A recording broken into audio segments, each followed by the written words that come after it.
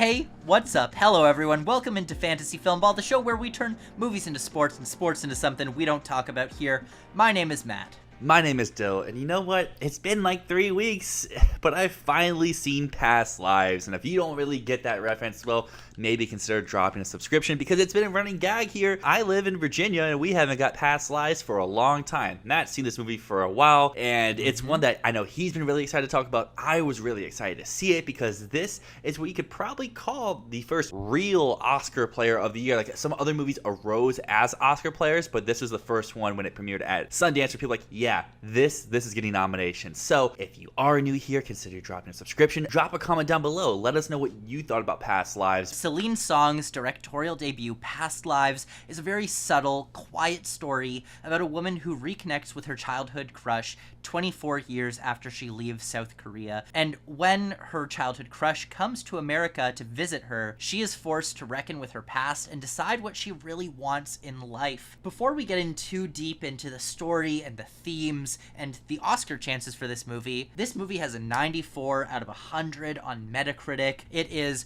a widely beloved movie. The question I have is, did it live up to the hype for us? Dylan, did it live up to the hype for you? I think there's two angles to go about this. Personally, I would say no. This wouldn't be one of my best of the year overall, but that doesn't mean this movie's still not great. It just isn't the exact type of movie I find myself clinging to, but I very much did enjoy the screenplay here by Celine Song. I think that's the highlight of this movie. I really also enjoyed our two leading acting performances. I feel like they both deliver very different but very nuanced performances that you can easily cling on to. This is a movie I feel like it sparks a better debate and a better conversation after you watch it than maybe your feelings during watching it. I would say the same. For me, this isn't one of my favorite movies of the year. Maybe that'll change on rewatches. I haven't been able to rewatch it yet, but I really want to. I don't think it quite lived up to the hype for me, but it was very good. I was expecting a 9 out of 10 or 10 out of 10 movie. That's what most of my mutuals on LETTERBOXD have given it. It was a solid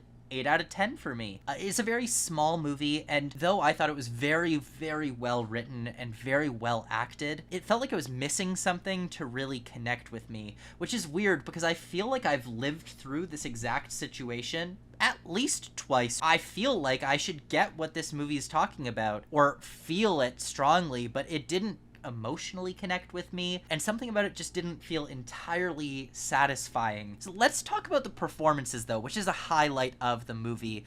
These actors bring the movie together and they make it what it is. I think it's a very tender movie because of the work that they all put in. Dylan, you've talked a little bit about the two leads as your standouts. Did one of them stand out more to you, Greta Lee or Yu Teo? Yu Teo definitely was my standout. That's the character I found myself connecting with the most. I think he is the most well-rounded character in terms of writing. Like, I feel like we learned so much more about him. But overall, I thought they were both great. John Magaro in the supporting roles are also adding something very special. The cast isn't big enough, but this is like what a SAG Ensemble winner should be. You should have 3-4 actors just giving their all. In my book, this is easily the best ensemble of the year so far. Yu Teo is definitely the strongest. He just had this kind of quiet longing and sadness that really, really spoke to me. Greta Lee, I thought, was very good. Sometimes I've definitely found her character to be a bit frustrating. And John Magaro, he was there too. It's a small role. He has like one amazing scene where they're talking in bed. Outside of that, like, he's not a central character. I fully agree with that, and that could also play a part in expectation, because going into this movie, as you mentioned before, we've heard raves, 10 out of 10, best movie of the year. We've also heard that Magaro is a best supporting actor frontrunner. He's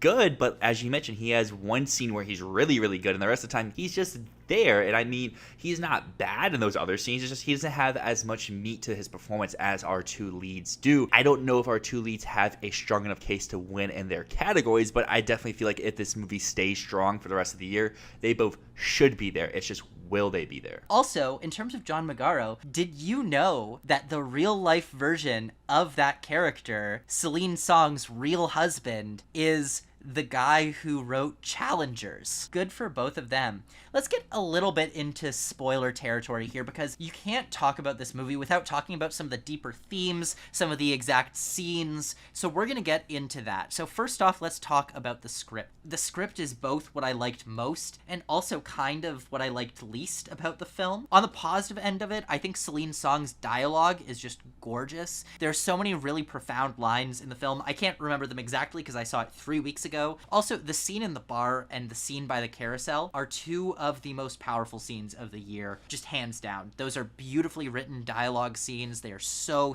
well done. I definitely agree about that bar sequence, but to pick a different one, I don't think this movie works unless you nail the opening scene when they're both kids. If you don't buy their sense of love for one another and you don't buy his heartbreak when she leaves, the rest of the movie just doesn't work. Now that you mention it, maybe that's a little bit why I didn't connect with the romance or the longing or anything. I don't think I bought that they were really in love as kids. I don't think she was, but I think he was. And I think you can really, at least for me, I thought I could really tell that from his body language. Like when he heard in school that she was going to move away, and then when they leave, she doesn't really say bye. He just says bye, and that's all that he really adds to the conversation, and then they just walk their own separate ways. Speaking of moments where they say bye, I think one of my favorite scenes, also a disappointing scene, is the scene where they're waiting for the Uber, and they say it's coming in 2 minutes, and then it comes in 30 seconds. That could have been an amazing moment where they just stand there looking at each other. But instead, the moment's cut so short, but it's a beautiful moment while it lasts. It just could have been like one of the best scenes of the year, of just them silently standing there, staring at each other and looking at each other for maybe the last time ever. I really want to know what that scene would feel like if it was the full 2 minutes, but the score wasn't as present. It was just them standing there with the sounds of the street and of the passing cars, of how that would have read and added extra emotion into that sequence. I really liked some of the ideas that Song was getting at in this movie, because Hae-sung doesn't just represent a person that Nora has left behind in her past, but an entire culture. This is, I think, a better immigrant story than it is a love story. I didn't buy the romance. When Nora is talking with her husband and he's like, do you think he's attractive? And she's like, well, I guess he's kind of attractive in like a Korean sort of way, where it almost feels like she's less attracted to him as a person than she is attracted to the fact that he represents her past. He represents the culture that she left behind, the culture that she feels she didn't grow up in. That, I think, is a really cool theme. In that same sequence, to add a little bit more, I just like how every response she had in that sequence, like, yeah, but in like a Korean type of way. And that got one of the biggest laughs out of the audience I went to, which on the other hand, we talk about per theater averages. This is the most crowded theater I've been in all year, I think. And I saw it on like a Monday afternoon, like at 5 p.m. And there was like 40 people in the room. It was a really small theater too. So like you were right up against complete strangers and whatnot. But overall for the movie, this is one I would love to watch again to see if I can pick up more, knowing what I'm actually in for. I didn't really know what this movie was actually going to be about or how it was going to be told. The first section of the movie really did set me off like, oh, this is different than I thought, because it was basically all in Korean. And I was like, okay, cool. I'm down for this. Let's see where we go. And then it moves into when she immigrates over to America and Canada and that New York scene sequence 12 years later. And I was like, okay, I'm really liking how they're doing the romance and the connection and the longing through the Skype calls. And then it moves 12 years more into the future. Now she's married and it's time for them to actually meet. And I feel like each of these stories stand on their own. I just want to see how they all feel coming together now, knowing how the story ends. Personally, I'm not sure if I feel like the story ended. I think that's kind of why I was a little bit unsatisfied with this movie. There were some things that just felt like it was an unfinished story. And that's the point of the movie. This is a story about something that's unfinished. It's about a romance that never was. It's about the one that got away, the thinking, the longing of what would have happened if we did get together. That's the point of it all. It can't be a finished story because there's no catharsis in those feelings. I don't know if you've ever had situations like that. It's unsatisfying and there's no catharsis. But as we discussed in our Asteroid City discussion, sometimes something can be the point of a movie and still not fully work for you. And that's what I felt here. I was like, okay, I get the point. I get that I'm not supposed to feel satisfied. I get that there's not supposed to be catharsis or an ending, but I wanted more conflict. I wanted more emotion. And Past Lives felt to me like it ended right when the story was getting started. I heard in so many reviews, the Oscar expert and Brother Bro, both of them said, oh, for the first 2/3 of the movie, they were kind of like iffy about it. They didn't know where it was going. And then when it started going where it was going, it just hit them. And the final act was so emotional and everyone was crying. And to me, when the movie ended, I was like, okay, so we're about to go into the third act, right? Mm-hmm. And then it was credits. And I was like, wait. There was no act 3. I feel like this was the end for Nora. That's the end of her story with him. This was her final goodbye. She's good. That's why she's crying with her husband. She's like, I'm never going to see him again, but I'm okay with that because I'm with you. But on the other hand, I do agree the story's not over for him because he wants to see her again. He wants to feel connected how they were as a kid and wants to feel that longing that he's been searching for the last 24 years. I'd actually go the other way. I think the story's over for him and it's not over for her. He went on this trip with the understanding that if it doesn't happen now, it'll never happen. And he went there hoping that she would leave her husband for him. And when he got there and they talked, he was like, okay, this was the closure that I needed. It's never gonna happen. But because Nora hasn't really been thinking about it or longing for it the way that he has, I think that it's going to stay with her for a lot longer. I think she's going to think, what would have happened if I made a different choice? Because she was the one who made a choice. His choice was made for him. But I think this actually is a little bit of my problem with it. There's something about Nora's commitment to her way of life that doesn't feel as dynamic as it could be in my mind. I never for a second wondered what direction she would go in the end. There was no tension. I knew from the start that this was a person who was going to stay with her husband. In a situation like this, I feel like that should be a legitimate conflict. You should be questioning, what is this person who is faced with this decision gonna do? But Nora is a completely static character. She starts out the movie being someone who believes in destiny. She believes in Inyan. She understands that from the start of the movie, and nothing changes by the end. She's just the same person who now has had a bit of a broken heart. Honestly, I like how Celine Song built the characters, where the two men kind of represent the exact same thing, where both of them,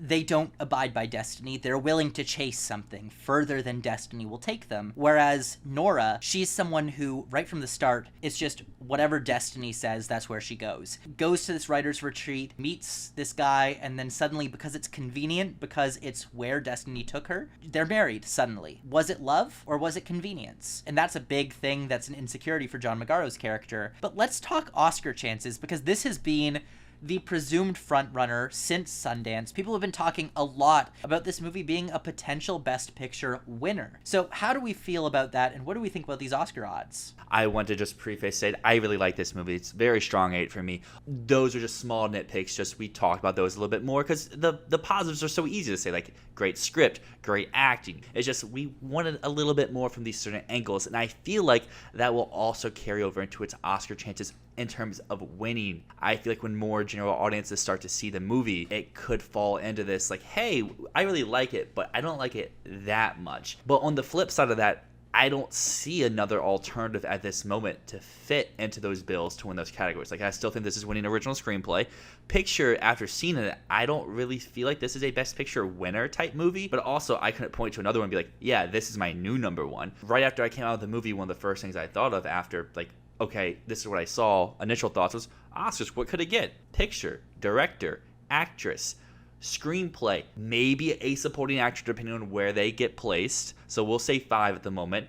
Editing and score. So it has between, I would say, between 5 and like 8 nominations it could garner. And when you get that many, you're usually probably a top 5, maybe even a top 3 contender. And if you're winning screenplay, that means you can win Best Picture. Yeah, it's a top 3 contender. It's going to win screenplay, but I don't think it wins Best Picture. I think whatever wins adapted or director will win, and this is not a directing win contender. Actor and actress are really strong. If Yu Teo is for some reason placed in supporting actor, I think he wins there. But that doesn't seem likely at this point. I think everyone just understands he is a lead, and he might not get nominated in lead. That's the other thing. I could also see a world where Greta Lee misses out on Best Actress here. I would keep her in for now, but I could see her missing because the performance isn't very big, and she's not like a very well-known name. Otherwise, it wins original screenplay. I think it'll get nominated for original score, and probably get nominated for editing. But if it misses editing, that's also another sign that this movie might be a little bit bit weaker than we thought it was. For Teo and lead, I would love for him to get in, but that category is so stacked this year. I know we're early, other contenders can drop, but we know the Academy does not have a great history with nominating performances that are from actors